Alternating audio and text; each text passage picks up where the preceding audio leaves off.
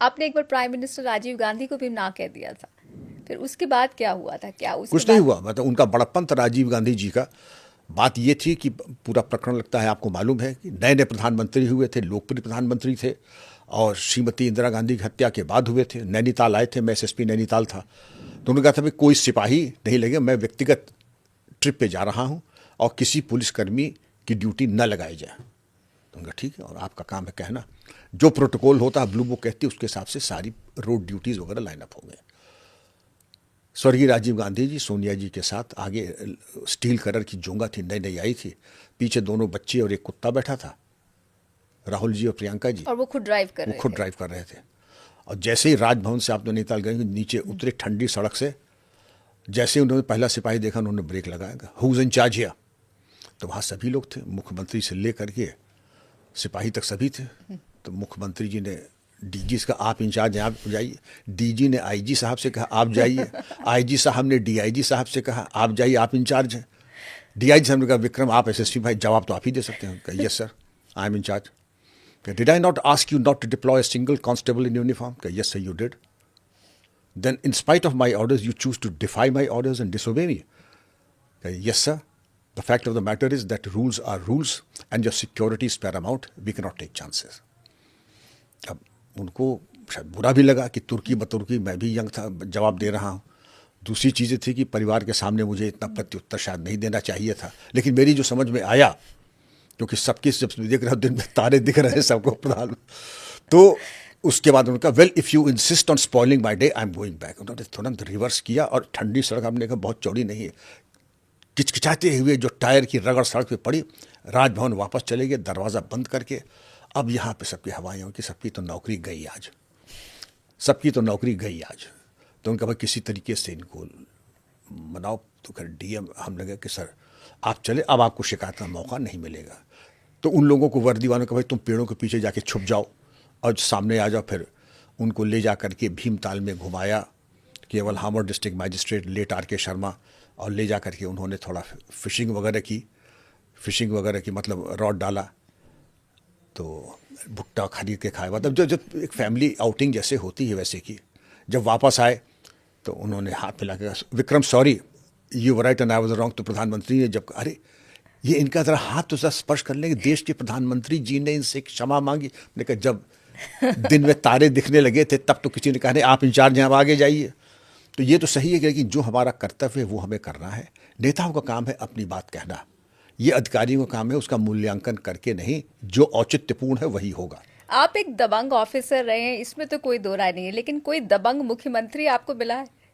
क्यों नहीं, सभी मुख्यमंत्री दबंग थे। हमने अगर कोई दबंग ना हो तो मुख्यमंत्री नहीं बनेगा। आप अगर मैं शुरू करूं, दबंग मुख्यमंत्री मतलब कि इन द राइट वे? नहीं बिल्कुल मैं बताऊँ फर्म, लेकिन उनकी फर्म ने, जैसे श्री कल्याण सिंह जी बहुत फर्म, मुरादाबाद में आते हैं, इंट्रोडक्शन हो रहा है सबका, मैं राधे श्याम कौशिक आयुक्त मुरादाबाद, उनका मैं विक्रम सिंह डीआईजी मुरादाबाद। उनका विक्रम सिंह ऐसे अधिकारियों को अपना परिचय देने की आवश्यकता नहीं है।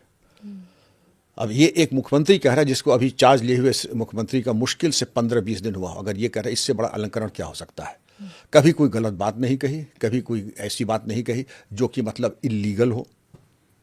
मायावती जी दुनिया कुछ भी कह ले, लेकिन इलीगल बातों के लिए वो कभी नहीं कहती। कभी कोई हमसे कोई इलीगल काम या इलीगल कोई बात नहीं कही। टू द कॉन्ट्री, अगर कोई चीज़ बॉर्डर लाइन होती थी, जैसे उन्होंने एक बार किसी जनसभा में, नई मुख्यमंत्री हुई थी, 4 आईपीएस ऑफिसर्स को वहीं सस्पेंड कर दिया। अब एक तो मोराल के लिए, मनोबल के लिए औचित्यपूर्ण नहीं था, तो हमने बस जाकर के यही उनसे रिक्वेस्ट किया कि मैडम अभी सरकार बने हुए 90 दिन नहीं हुए हैं, और बिना किसी का काम 90 दिन देखे हुए या ऐसा कोई ग्रॉस डिसोबीडियंस या करप्शन ना हो, सस्पेंशन औचित्यपूर्ण नहीं होता है। और सीनियर आईपीएस अफसर्स को सस्पेंड करने की कुछ नियमावली होती है, बिना उन नियमावली का पालन किए इस तरीके के निलंबन शोभा नहीं देता है, औचित्यपूर्ण नहीं होगा। और अगर कोई कोर्ट चला जाए, हालांकि कोई जाएगा नहीं, ये मेरी जिम्मेदारी है, लेकिन ये सस्पेंशन ऑर्डर वापस, और उन्होंने वापस लिए। ये कम लोग जानते हैं, ये पहली बार मैं रिचा जी आपको बता रहा हूं कि मायावती जी ने वो सस्पेंशन ऑर्डर वापस लिए। उनका ठीक है तुम कह रहे हो तो हम वापस ले लेते, सस्पेंशन ऑर्डर वापस लिए उन्होंने ऑर्डर्स। अब हम आपसे कितनी ही ऐसी चीज़ बता देते हैं कि कोई चीज़ उन्होंने कही कि जैसे ये चीज़ होनी है, ये बिल्कुल गलत है, इलीगल है, ये बिल्कुल औचित्यपूर्ण नहीं होगा। और मैं मेरा आपको परामर्शी नहीं, मैं पुलिस महानिदेशक होने के साथ साथ आपका एडवाइज़र भी हूँ। मेरा ये भी काम है बताना आपको क्या चीज़ लीगल है, क्या चीज़ लीगल नहीं है। मान जाती थी ये। मैं बहुत दबंग चीफ मिनिस्टर की बात कर रहा हूँ आपसे। फिर माननीय नेताजी श्री मुलायम सिंह साहब के साथ भी इंटरेक्शन रहता था। वो भी बहुत अच्छी बातें करते थे। और वो दबंग तो इतने थे, उनका देखिए आपको जितनी आपत्तियां लगानी है इस फाइल में आप लगा करके ले आइए, जितनी आपत्तियां लगानी है। फिर इसके बाद में कहे कि मैं ये भूल गया था, जितनी आपत्तियां लगानी है आप लगा के ले आइए। वो वन लाइनर, अस्वीकृत, उसके नीचे अनुमोदित और अब उसके नीचे अपना। ठीक। तीसरी चीज उनका कि आप देखिए, आप फोटो फ्रेम बनाना आपका काम है कि कितना बड़ा फोटो फ्रेम होगा, चौकोर होगा कि तिकोना होगा या गोल होगा, लेकिन फोटो कौन से लगेगी इसका निर्णय मैं करूंगा, आप नहीं करेंगे। लेकिन वही तो मैं कहूंगा कि फोटो भी जो है वही हो सकती है जो कि मुख्यमंत्री निवास के लिए उपयुक्त हो। उसके लिए भी कुछ मानक हैं। तो ये सब तमाम बातें होती थी। लेकिन कुछ लोग होते थे, पर कुछ लोग कान भरने वाले भी होते थे। कान भरने वाले होते हैं, जैसे जिसको कहते हैं बड़ा बाबू सिंड्रोम। हुजूर चाहे तो सब कुछ कर सकते हैं। अब खैर आईएएस साहब तो हुजूर नहीं कर, लेकिन जैसे हमारे दफ्तर में हम लोग गए, मैं एसएसपी हूँ या कोई डिस्ट्रिक्ट मैजिस्ट्रेट है, खजांची बोला कि भाई बड़े बाबू क्या मैं कर सकता हूँ, हुजूर चाहे तो सब कुछ कर सकते हैं। तो हुजूर ने दे दिया। मैंने सुना है कि मुलायम सिंह जी के किसी ने कान भी भर दिए थे कि आप पोटा लगवाने की तैयारी कर रहे हैं। किसी ने नहीं, स्वर्गीय अमर सिंह जी ने। अच्छा। स्वर्गीय अमर सिंह जी ने यह कहा था कि वो नेताजी के ऊपर, अखिलेश जी के ऊपर और उनके ऊपर पोटा लगा रहे थे। पहली चीज़ तो ये कि पोटा कोई एसएसपी या एडीजी नहीं लगाता है, ये शासन का निर्णय होता है। और पॉलिटिकल मैटर्स में पॉलिटिकल ही इश्यूज होते हैं। और ये तो एक एंटी टेरर एक्ट है। एंटी टेरर एक्ट है। और उसके ऊपर कि मूर्खतापूर्ण की बातें तो सुन लीजिए। ये जो व्यक्ति प्राइम मिनिस्टर मटेरियल हो, जो देश का रक्षा मंत्री रह चुका हो, क्या ये कोई, जब तक आदमी में मैं समझता हूँ आत्मघाती जज्बा न होगा, ऐसी मूर्खतापूर्ण बातें सोच भी नहीं सकता है। लेकिन स्वर्गीय अमर सिंह, भगवान उनकी आत्मा को शांति दे, अपने नंबर बढ़ाने के उद्देश्य से उन्होंने इतनी छोटी बात करके नेताजी को ब्रेन वॉश करने की कोशिश की। इसके अलावा उन्होंने ये भी कहा, फिर अमर सिंह ने कहा कि मेरे ऊपर भी तो कभी एक बार आमना सामना होगा। भाई देखिए, दो नाम तो आपने दिए, वो बड़े देश के कद्दावर नाम है, माननीय नेताजी और अखिलेश जी। लेकिन रही बात है, आपकी बात अगर है तो मच्छर मारने के लिए न्यूक्लियर बम नहीं इस्तेमाल किया जाता है। आपकी अभी ऐसी स्टेटस नहीं है कि आपके ऊपर पोटा ओटा के कोई चिंतन भी करे। आपका कद जब कभी बड़ा हो, कभी मुझे दिख नहीं रहा है, लेकिन जब कभी इतना बड़ा हो जाएगा तब की तब देखी जाएगी। फिलहाल आपका कद ऐसा नहीं कि आपके ऊपर पोटा लगाया जाए। तो ये सब प्रपंच, छल प्रपंच, राजनीतिक, तो कभी क्रॉस फायर में अपनी स्वार्थ सिद्धि के लिए आदमी को लेना एक न देना दो। और नेताजी का हमेशा ऐसा प्रेम रहा था मेरे ऊपर, क्योंकि मैं उनके कार्यकाल में एसएसपी कानपुर था, उनके कार्यकाल में डीआईजी मुरादाबाद भी रहा हूँ। उनका बड़ा प्रेम था, आशीर्वाद था मेरे ऊपर।